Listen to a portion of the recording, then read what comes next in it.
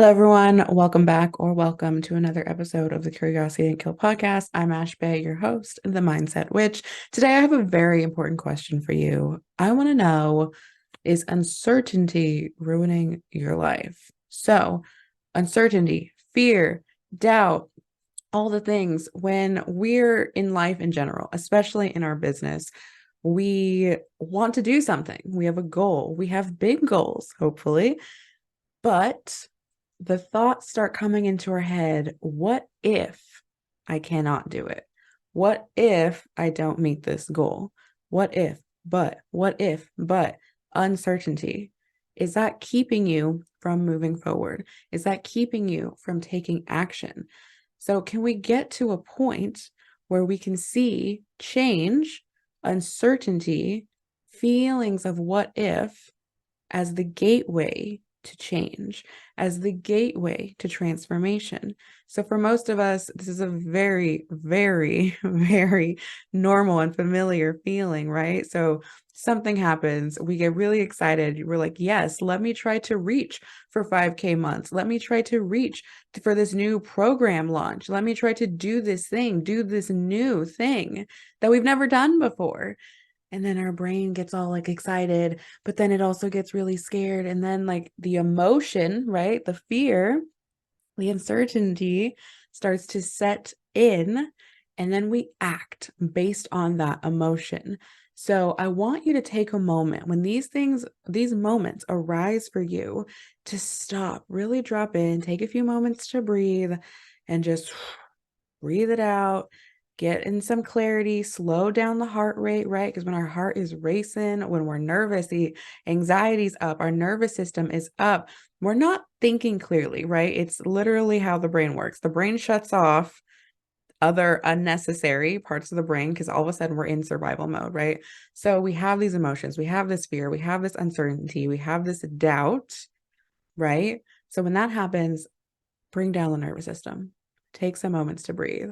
And then once our brain is a little bit more awake, clear thinking, okay, let's think about this for a second. How am I now going to proceed? How am I now going to act? Right? So rather than reacting to the emotions, I want you to take a moment, stop, breathe, bring the nervous system back down. And then I want you to act based on logic, based on intellect. So that way, those what ifs, that fear, that doubt is not controlling your life. Something I absolutely love. It's a quote. I love many quotes. If you've been here for a minute, you know. Absence of evidence does not mean evidence of abscess. And that quote is by Dr. Carl Sagan. And what that means is, just because you can't see it, just because it's never been there and you can't really conceptualize it, doesn't mean it doesn't exist. Doesn't mean it's not possible, right? And I like to think about it in terms of like an iceberg, right? Typically, when we see an iceberg, we see the tip of the iceberg, and the tip of the iceberg is barely what is there, but it's what's visible, right? Everything is under the surface. And it's all about our perception, right? How do we perceive it?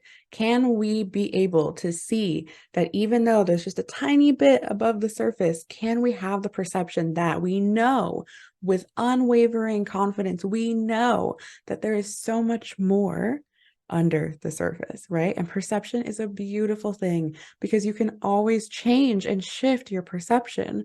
So I ask you, when I say, are these what ifs, fears, uncertainties, are they controlling your life? If so, it's not the end of the world because you can change that perception. We can shift that perception, and perception is everything.